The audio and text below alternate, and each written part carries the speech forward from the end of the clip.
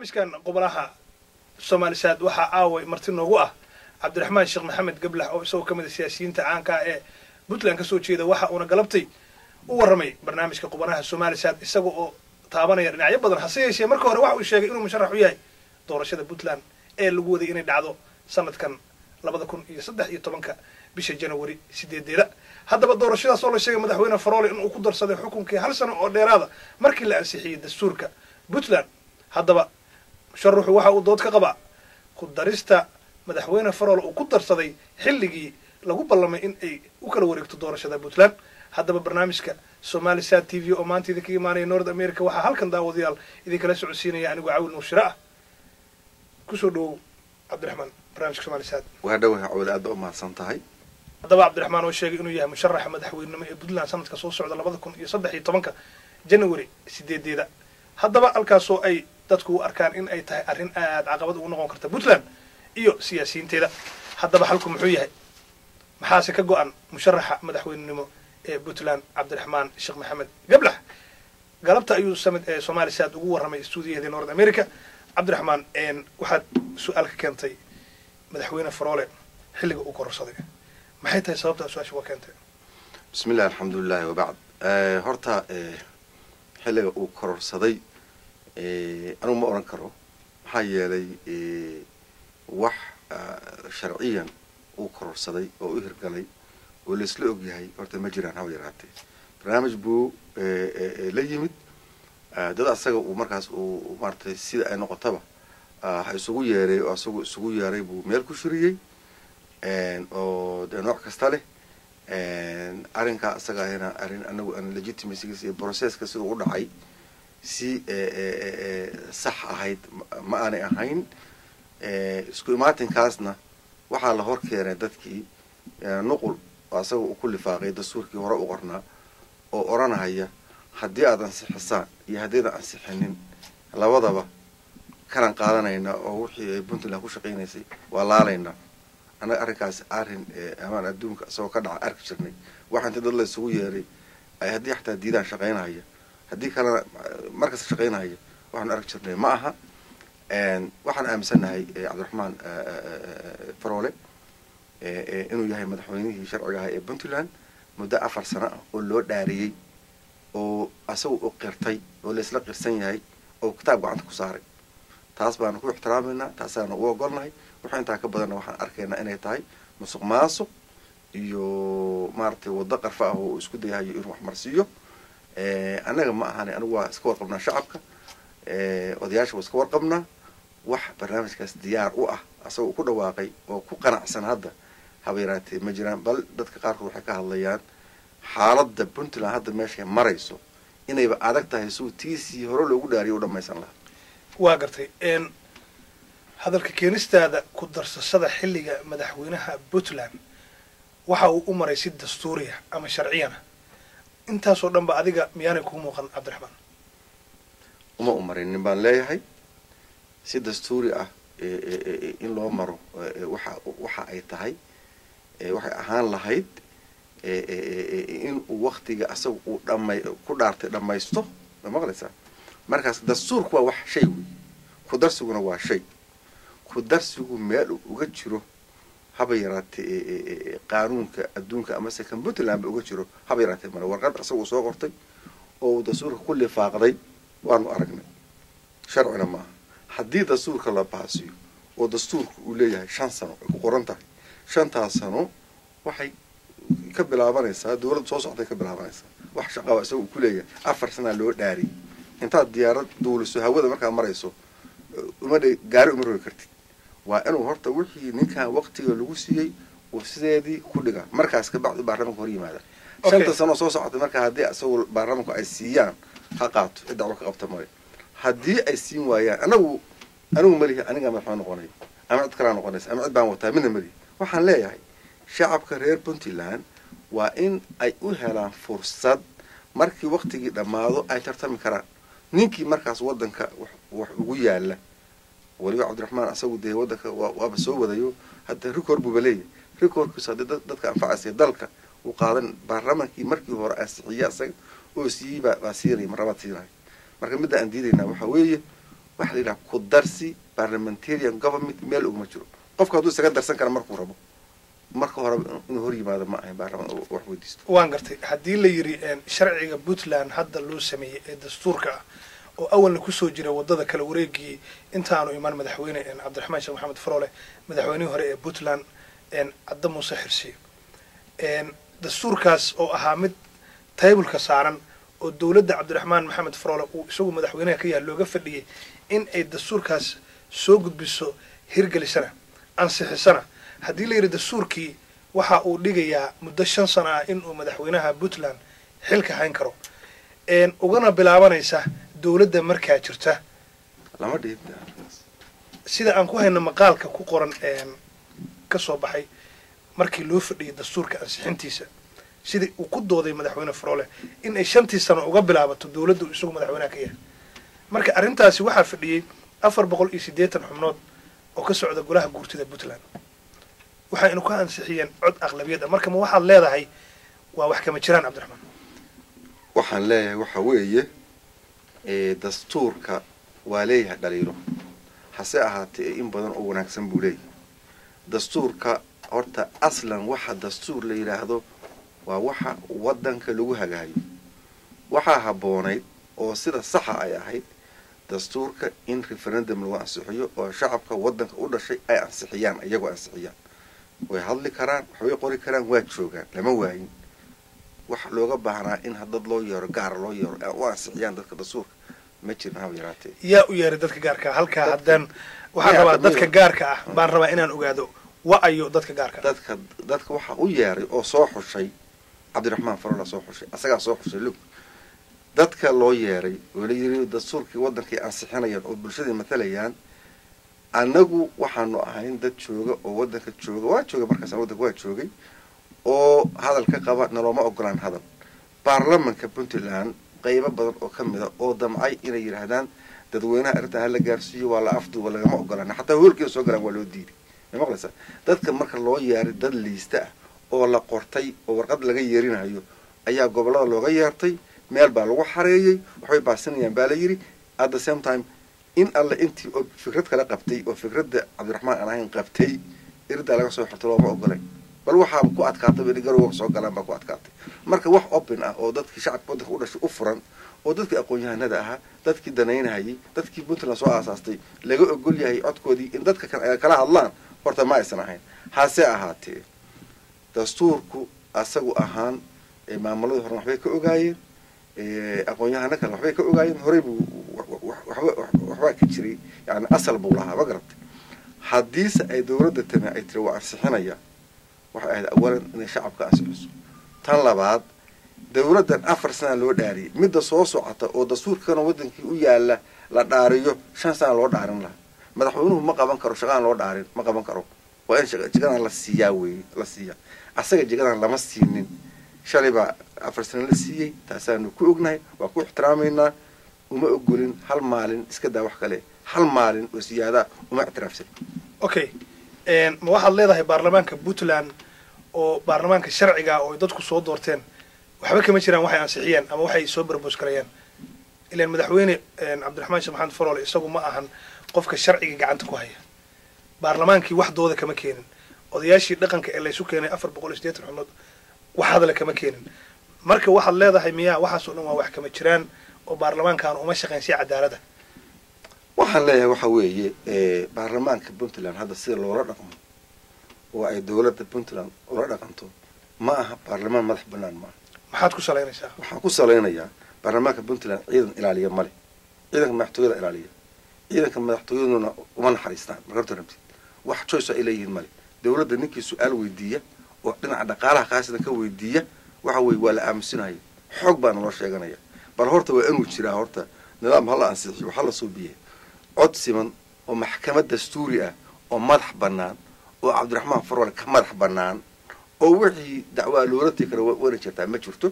maxkamad madax bannaan oo independent judicial systemkii ma madax bannaana ma garad marka meel waxa kan wixii la isku qabtay lala aado everything wax walba hoostiisu keena asagii baan kaliya hadlahay asagii baa dadka u yeeranaya asagii baa maxaa ku albaabada xiranaya cabdiraxmaan faroole maanta ma haysto legitimacy ama se awood iyo kalsooni ku filan oo ku meel marin karo dastuur horta maba haystaba. waa gartay waxaad sheegtay in baarlamaanka puntland ay ilaaliyaan ciidamada madaxtooyada kolleyba baarlamaan qof madaxa waa la ilaalin lahaa cid kastaba ha ilaaliso ilaa iyo hadda xildhibaan soo cawday oo yidhi aniga ciidamo aan raalli ka ahayn baa ilaaliya ma jiro arrintaa maxaa ku caddayn kartaa? su-aal baa ku weydiinaya, ma qirsan tahay in ay dawladdu mas-uul ka tahay amniga waddanka? waa sax taas. good. niman baarlamaanka ka mid a oo waxaa jira hadda ka hor maxaa ku rahdaa dhintay oo la waayay oo guryahooda lagu dilay baa jira. wax taqriira oo kasoo baxay maaragtay miyaanu aragnay oo ciddii lagu caddaynayo qabatay arrintaas suubisay ra-iisul baarlamaanka ka mid ahaa oo la weeraray aawa keiskiisii. laakiin dawladdu waxay ku eedaysay argagixiso soo maha. argagixisadii garowa joogtay wax ku dilaysay maa la soo qabto. dawladdu mas-uul bay ka tahay qofka muwaadinka iska daa member of parliament iska daa waa dawladdi waa qaanuunka dadka gacanta ku haya wey. qofka muwaadinka ah oo argagixis ay waddan ku disho dawladdu mas-uul bay ka tahay inay arrintiisa caddayso oo meel saarto haddaysan iyada wax ka ogeyn. waa gartay oo ma waxaad leedahay hadda dawladdu ayadaa mission u dhigta xubnaha ka tirsan baarlamaanka iyo xubnaha siyaasiyiinta? anigu waxaan leeyahay waxaa weeye member of parliamentiska dawladda puntland ma haystaan protection iyo amni ku filan oo ay ku hadli karaan oo si xornimo ugu hadli karaan ma haystaan baan leeyahay. ilaa iyo hadda xildhibaan cabanaya ma hayno. dadka dilka loo geystay puntlandna ma aha xildhibaano keliya, waxaa ku jira odayaal dhaqameed, waxaa ku jira dad ganacsato ah, waxaa ku jira dad ciidamada amniga ah. dawladduna mar walba waxa ay ku doodaa ama ay khalkhal nabadgelyo darra ay dhacdo in ururada argagixisada waxa ay ugu magac dareen ama loogu yeero in ay arrimahani ka dambeeyeen. marka adiguma waxaad leedahay waxaasoo dhan waxba kama jiraan. dawladda laftigeeda waxay ka cabanaysaa ururadan iyagu hadda dagaal kula jira sida hadda kuwa muqdisho dagaal ka wada, gobollada dhexe kuwa dagaal ka wada, beesha caalamka ay la dirirayso. madaxweyne faroole mar walba waxa uu aad uga cawdaa in ay argagixisadu geysata dhibaatooyinkan. dad loo qabtayna way jiraan, dadaan loo qabanna way jiraan. marka adiguma waxaad leedahay dawladda ayaaba assassination samaysa oo dadkeeda laysa. macnaha ma arrintaasaad hadda miiska soo saaraysaa oo caddeynteeda haysaa? ileen meeshii maamul baa ka jira, shacabku ma wada talin karaan cabdiraxmaan marka la fiiriyo qaabka wax meesha ka jira. marka adigu maxaad ku caddaynaysaa eedahan aad soo jeedaysa? anigu waxaan leeyahay waxaan ku yidhi anigu baarlamanku si ay taladooda ugu madax banaanaadaan ya waa in ay codkooda aan lagula dagaalamaynin. okay, baarlamaanku qabiil ba ka soo jeedaa. waana codkooda waa inay madaxweynuhu iyagaa shala doortay soo ma shaqayna u dhiibay markay u yeeraan oo yidhahdaan waxaan rabnaa inaad naga jaahil bixisid waxa iyo waxa iyo waxaas oo dhacay inaad naga jaahil bixisid waa inuu ka jaahil bixin karaa soo ma inuu la dagaalamo oo caayo u gafa masaxba. saasaa haddaba dhacday. waxaa dhacday madaxweynuhu markii su-aal laga weydiiyey in uu memberskii su-aalaha weydiiyey meeshii golihii kula dagaalamay baa dhacday. sidaas darteed arrintaasi ay baqdin gelisay kuwii kale inay hadlaan baa gelisay. waxaan arkaynaa baarlamaanka puntland inuusan si madax banaan codkiisa u dhiiban karin maanta. saasaan arkaynaa. okay, waa tahay cabdiraxmaan qofku markuu musharax yahay oo uu rabo xilka markaa madaxweynaha meesha jooga inuu isagu u tartamo xilligiisa marka la gaaro waxa uu keenaa eedeymo badan oo wuxuu eedeeyaa maamulka meesha ka jira, waxqabadkiisa, qaabka baarlamaanka loola dhaqmay sidaa haddaad ka dhawaajinayso. marka arrintan soo looma arkayo maadaama adigu aa musharax tahay in aad ku banaysanayso waddadii aad kusoo geli lahayd siyaasadda puntland kuna noqon lahayd madaxweynihii puntland inaad hadda waddadeedii gargaraacanayso? maya, anigu waxaan ka hadlayo waa facts, wax jiraan ka hadlayo. waxaan ka hadlayaa inaan maxkamaddii hadda fiiri hadda kor waxaa dhacday allahu naxariistay cabdullahi yuusuf iyo waxaa isqabtay iyo xilligii uu tartamahayay jaamac ali jaamac. maxkamadda sare baa la iskula tegay. maxkamadda sare waxay u xukuntay iyadii in lagu wareejiyay taladii oo amarkeedii shaqeeyo. maanta maxkamad sare oo madax banaan oo la iskula tegi karaa waddankii kama jirto. ma maqlaysaa?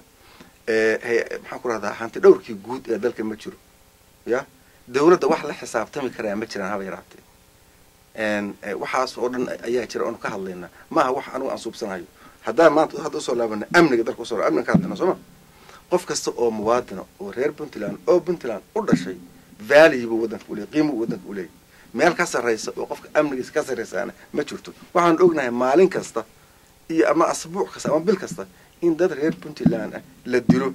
at the same time aan wax laga soo saarin oo loodhan ciddaan baa dishay qofkan buu ahaa waa kan laynkii lama helo ma garad marka dawladdu markii ay horta ay ka dhacday oo ka gaabisay amnigii dalka marka ka gaabisay dhaliishadu waa mid muuqata mid kale aan ku sheegay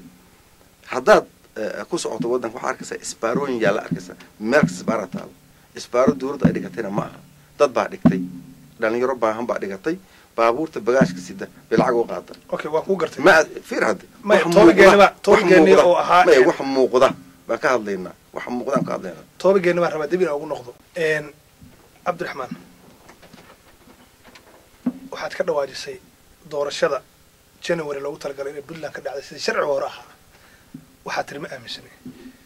meeshii dastuur baa la baasiyey dastuurka adigu ma aaminsantah dastuurka xaqa ee puntland hadda loo sameeyey oo madaxweyne faroole iyo xukuumaddiisa ay soo barbos gareeyeen ay soo gudbiyeen lana baasiyey adigu sideedaba ma aaminsantaha anigu waxaan aaminsanahay puntland in loo suubiyo dastuur waa aaminsanahay dastuurka hadda caddan muuse uu ka tegey in badan oo positive buu lahaa hal qodob I don't like it oo ah qodobka leeyahay 5 sano baa laga dhigaya ma arko aniga qof 4 sano soo shaqeeyay oo 4 sano wax ka keeni waayo wanaag ka keeni waayo 5 sano in la sii gaarsiiyo ma arko haddii qofku wax qabanayana 5 sano 4 sano ku qaban karo hadduu wax biyana 4 sano waa enough time laakiin 5 sano in laga dhigo aniga waa runtii wax aad ila dhiban beerata way la dheertahay ma garan hadda aanu puntland ku guuleyso doorashada oo aan qabto waxaan hubaa qodobka inaan saarayo oo meesha ka saaray waan hubaa ma maqlaysaa laakiin dastuurka guud ahaan aniga processka hadda loo mariyey oo cabdiraxmaan meesha ula yimid oo maxaa ku rahdaa waxaan ognahay iyo laaluushka u bixinayo iyo laalaabka u maray waxaas wax ku habboon nidaam wanaagsan oo qiimo leh ma aha runtii qaabkaas baan diidanay laakiin aan dastuurka waa ogorahay waan aaminsanahay asaga dastuur ahaan inkastoo uu leeyahay qodobo uu leeyahay aan doonayo inay meesha ka baxaan haddii rabbi okay waa gartay haddii doorashadii dhici weyda ka war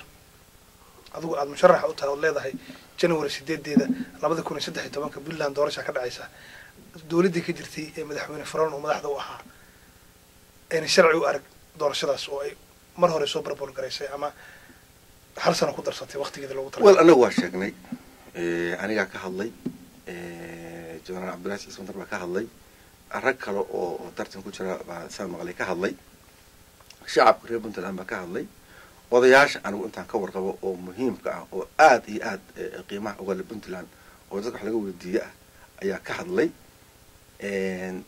cabdiraxmaan faroole waddankaas waa Soomaaliya waddanka sharciga baa loogu dhiibay ya sharcigaasi maalinta uga gaabeen oo way ag tahay waxaan rajaynaynaa in uusan puntland oo hadda meesha ay marayso khaatumaland soo baxday oo ay soo baxday west puntland oo ay soo baxday casirland oo ay soo baxday maakhirland inta yartaa wadda kasii socota inuusan fidno iyo isku hormaad iyo dagaal uusan ku dhex toorin saasaan rajaynaa insha allah bilahi kale haddii dhici weyda ka war haddii dhici weydo maxay haddii macnaha doorashadii xilligaa ku tala gasheen ay dhici weydo doorashada waa dhacaysaa ala ku sheegay doorashada way dhacaysaa ma haddii dhici weydo may okay doorashada horta way dhacaysaa doorashada asagoo gacantiisa kuma jirto doorashada waddankaa iskale wayna dhacaysaa asagoo hadduu tartami waayo inaan tirada habboon asagoo hadduu tartami waayo inta tartamaysaa qofka kasoo baxaa waddanka qabanaya hadduu doonayo inuu tartamana wuu tartamaya saas way arrintu ma garan okay dalka waddankii odayaashii baa jooga waxaa jooga dhalinyaradii waxaa jooga ciidamadii everywhere jooga annagii baa joogna doorashada waa dhacaysaa saasuu ku dhaartay baanu meel marinayna haddii la yidhaha okay isaga hadduu tartami waayaa leedahay wuxuuna ku darsaday hal sano waxaan u abruuf gareeyey ama u ansixiyey baarlamaanka puntland marka madaxweyne faroole diyaarba uma aha inuu doorasho isu soo taagaba maxaa yeelay dastuurkii waddanka sharciga ahaa buu ku qaatay halka sano dheeraadka waxaan ku idhi maxaa dhacaya haddii dhici weydo ma aaminsani su-aashaas aad i weydiinaysaa inay tahay su-aal runtii sida aad u weydiinaysid way kuula qumantay uquma ma aaminsan dastuurkii oo sharciga dastuurkii saxa ahaa oo sharciga ahaa kii loo dhaariyey buu ahaa ma maqlaysaa 4 sana loo dhaariyey kii saxa ahaa oo loo dhaariyey baan ku taaganna wixii kaa kaga disadna la aqbali maayo taasi waa taas waxaan kaloo ku sheegaya arrinta tan multi party systemka hadda uu cabdiraxmaan faroole u gadahayo oo meel kasta ku dhajinayo oo li xisbiyaa la abuuraya ya arrintaas qudheed waxa weeye waa arrin confusion oo ayadan waqtigeedii la gaarin miska soo saarayo si xisbi loo abuuro horta wadanka dadka u dhashay la diiwaan geliya oo ay leeyihiin marka iyaga la diiwaan geliyo waxa ay ka sii horeeya oo meesha taala yaa diiwaan gelinay waa in la helaa ismadii Puntland oo golaha sharci oo sida Soomaaliland bay u leedahay golaha sharci oo guurtidu leedahay oo golaha baarlamaanka geeskiisa ka shaqeynaya waa in la helaa maxaa yeelay nationality-ga iyo nasabka waxaan ku aamini karnaa waa iyaga dadkan kalma lagu aamini karaa marka hadii la yiraahdo marka computer inta meel dhigo dadka la galgalinaya yaa imaanaya yaa garanay dadka yaa garanay ismada garanay marka goli ismada in la abuuro oo sharci oo la yaqaan oo la abuuro ka bacd dadka la diiwaan geliyo ka bacd dadka address loo suubiyo addresskaas ka bacd waa in lagu dhisaa constituencies oo xisbi ku dhismo lagu dhisaa oo qofka baarlamaanka ku jira oo dad mucayan soo doortaan markaas ba xisbi iman kara inta oo dhan meesha u lin waa municipality dowladii hoose doorashada dhicinin xisbi baan jeeb kala soo baxaya waa arrin wareera dadka lagu maxaan ku raahdaa lagu wareerinayo weeye waana waxa kan hoos gashan Cabdiraxmaan 4 sano loo doortay waana loo ogolaaday raali baa looga noqday waa lagu farxay ma maqlaysaa 4 sano maalintii ka dhamaato raganimo hadduu isku hayo oo wadanka wax u qabtay oo wadanka wax u keenay oo loo qirsan yahay ha soo istaago si raganimo doorashada u galo hadduu san taa awoodin qajajacda iyo luqluuqa u marayo faraha ka qaado doorashada waa dhacaysaa adigu Puntland baa tagtay sida hadda aad u aaminsan tahay in shaa wax loo bedelo adigu oo aan war idaacadda u marin madaxweyne Faroole si toosan ugu tagi kar weedo ma awood weedo inaad u tagtid waad kala hadashid arrimaha aad sheegayso horta anu inta aan awoodi karin waxa ka badan inta aan awoodi karo waa gartay let's focus on the constructive side waxa weeye Cabdiraxmaan waxa weeye horta wadanka inta badan ma joogin ma taqaana 5 bilood la soo dhaafay inta wadanka joogay wax yar buu ka joogay dibadda ku maqnaa wuxuu ku maqnaa nima federaal la yiraahdo iyo iscayrsigooda iyo idaacadaha iyo barnaamijkaas halkaas ku maqnaa wadanka gudihiisii baan soo arkay dadkii oo kanaaca inta dhamaysay korkoodii uu wada noqday maartay wada bukaan socda oo aan laga buufin isbaarooyinka meesha yaala dhaqaalihii oo baaba'ay dekedii in hadda sii xirantay taagan waxa soo dhamaan soo arkay ma maqlaysaa anigu wadankan u tagay Cabdiraxmaan uma tagin mana ana aaminsan in asaga wadanka igu maro ma aaminsan I respect that waa uqarsanahay waa madaxweynaha Puntland laakiin madaxweynaha Puntland iyo anigu sharciga dalka u simanna taasoo sax wax aan asaga u marayo waan ka baryahayo oo dalka ku saabsan ma jiraan ma yaraatay laakiin shaqadiisu qabsanahaya waa uu shaqadiisa wadanka mu joogin ana wadanka uga basay inta joogto ma joogin waxa jooga wasiirada jooga xildhibaanada jooga odayaal baa jooga maxaad ugu tala badsan weyday hadiiba aad weyday madaxweyne oo ma waxaan u tala badsanaa wadanka maxaan ku raahdaa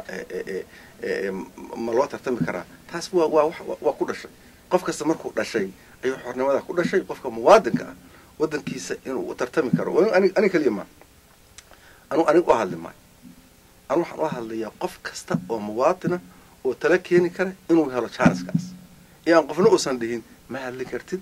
qofna uusan dhihin waa lagu xirahayaa haddaa hadishid halkaan ma mari kartid waxaas looma baahna adduunku qarnigii 11aad baan hadda maraynaa waa laga soo gudbay wixii cagajugleyntii iyo wixii qarsoonaa iyo waxaas wadanka adduunka kama jira meel kasta camera taala human rights violationka hadda Puntland ka jirana marbu soo baxaya waan ogna waan gartay Cabdiraxmaan markaas u hadasho waxaad ka hadlaysaa wadan dhisan oo dawladdiisii iyo maamulkiisii qaran u taagan yahay wadankaana civil war ku jira ama dagaal sokeeye muddo 20 sano ah Puntland waxa ay kamid tahay Soomaaliya qof walba oo wadankii jooga maanta qorigiisa ayuu wataa bakhaar kasta ganacsadaha jooga qorigiisa ayuu ku ilaashadaa ciidamada Puntland iyo shacabka Puntland waxa ay kamid yihiin nabadii inay ilaashadaan maahe laakiin dimuqraadiyadan aad ka hadlayso horumarkan aad ka hadlayso soo ma aha mid adigu hadda aad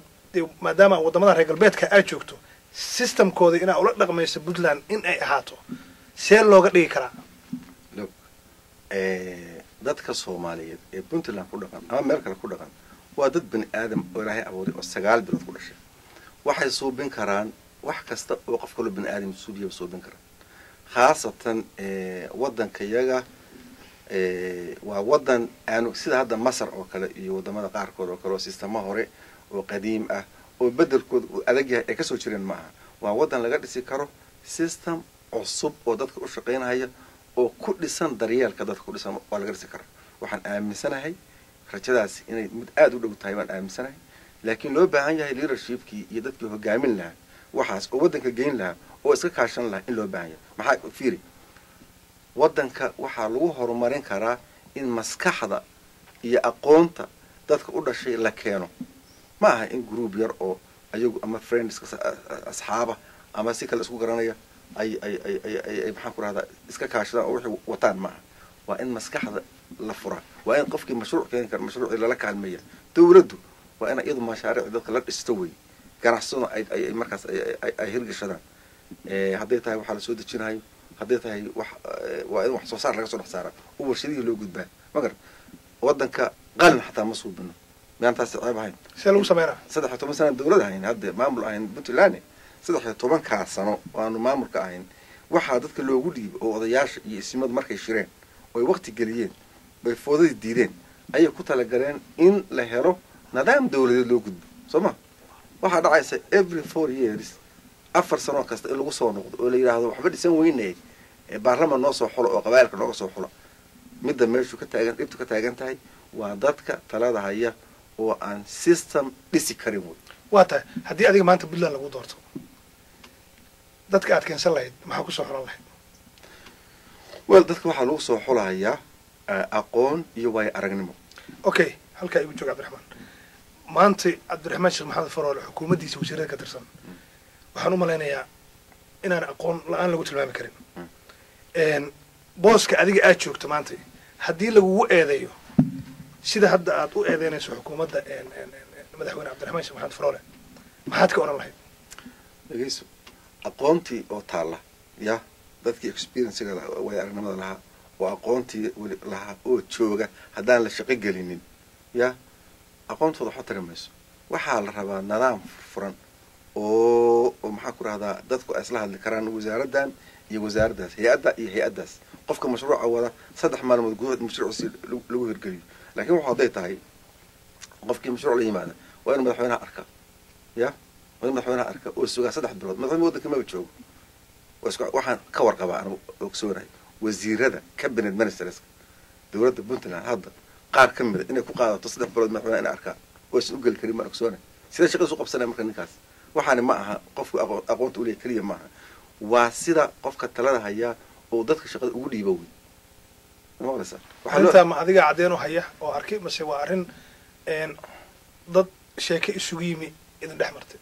aniga dadkiiba anigu warkaas waa haya maxteedo ka warqaba waa cadeenaysaa dhegeyso anigu maxteedo ka warqaba wixii ka dhacwa waa ogsoonahay ma garatay dadka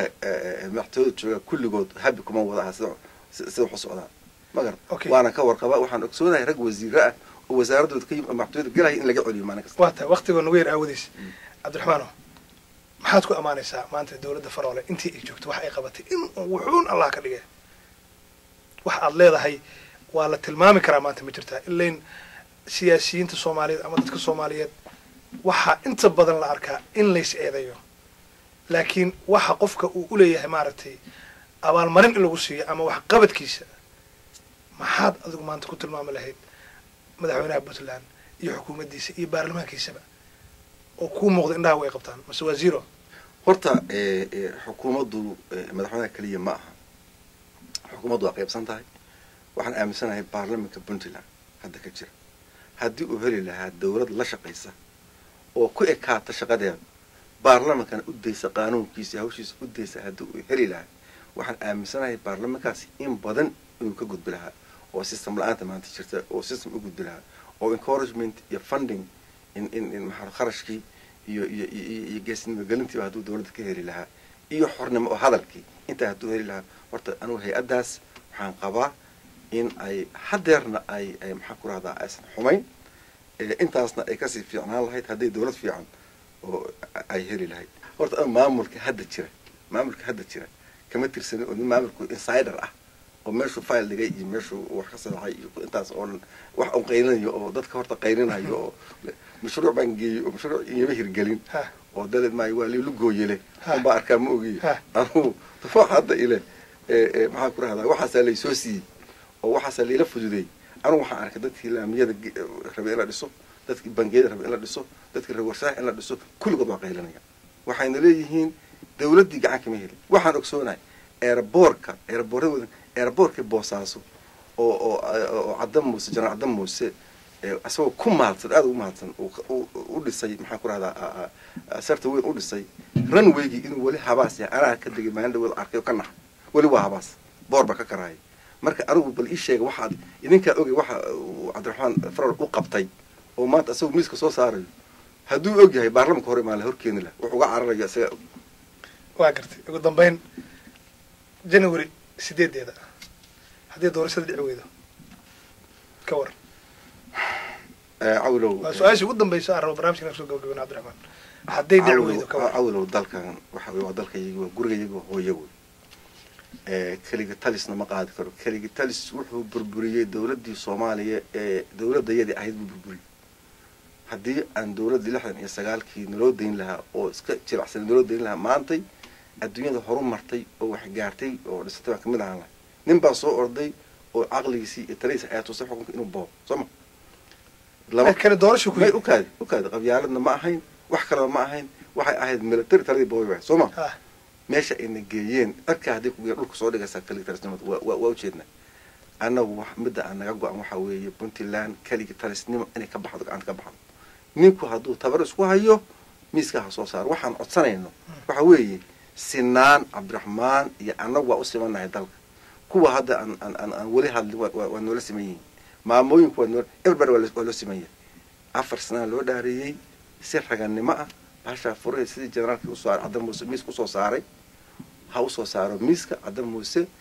wuu ka sharqamiyey inuu wax ku darsado laakiin markuu dadkii arkay oo arkay waxaan ay khaldan yihiin waa isgartay halkaas furayaashii dhigay halkaas u dhaca maanta isagoo sharaf lagu ku joogaa maxaa ku rahay wadankiisii dhex mashaaxay waxaan siyaas asagana u habboon wadanka ayuusan fowdo u horseedin cid ka yeelaysa kaliya talis maanta ma jirto anaa cadaynaya cid ka yeelaysa ma jirto laakiin fowda horseedaysa soo hadii taasi dhacdo ninkii ciidamo haystaa waa xukuumad buu haystaa haddii aad tirahaan doorashadii dii waa la iska hor imaanaya Soomaaliya intaas xal ma aha fowdo waxaa horseedaya qofka sinaanta aan ogolayn anagu sinaan baan ogolahay waxaan ogolahay cabdiraxmaan faroole asagu hadduu inta halkaa yimaado maanta isagaa dawladda haya isaga aan loo yaqaana isagaa meeshii fadhiya isagaa maaragtay luqluqi gelgalaya sooma ha yimaado ha qaato si legal ha u qaato laakiin odayaal meel lagu shiriyo iyo odayaal ninkaas waa shirin karaa ninkaas dad waa shirin karaa ma garad iyo luqluq lasoo mara iyo dhaartu shoo dhaartu ka booda iyo may dadku waxaas ba ogola puntlandna waxay jirtaa hadda 4 madaxweyne isku bedeshay si nabada iyo waqtigooda isku bedeshay dibna uma celin karo dib uma celin karo mana intuu hadda geystay oo kale talisnimo ku geystay iyo dadka xirxiran iyo warbaahinta afka laga qabanayo iyo dad baa xirxiran ismaa xirxiran waxaa xiran qaar buu u dhaaranaya waxaasoo dhan aqbal ma wax la aqbali kara ma intaas ha ku joojiyo haddii saas u yahay lagu rabo doorashada hoos u istaago intaasaan leeyahay puntland wixii meesha ka dhaca hadduu taa keeni waayo asagaa mas-uuliyadda qaada annagu ma qaadeen daawadayaal barnaamijkii qubanaha Soomaalisaad ayaan maanta halkan kusoo gabagabeynayaa barnaamijkan maanta waxaa marti ku ahaa musharaxa madaxweynenimo ee maamul goboleedka Puntland ee Soomaaliya Cabdiraxmaan Sheekh Maxamed Gablax barnaamijkan waxa uu idinkaga imaanayaa stuudiyaha ku yaala magaalada Minneapolis ee gobolka Minnesota North America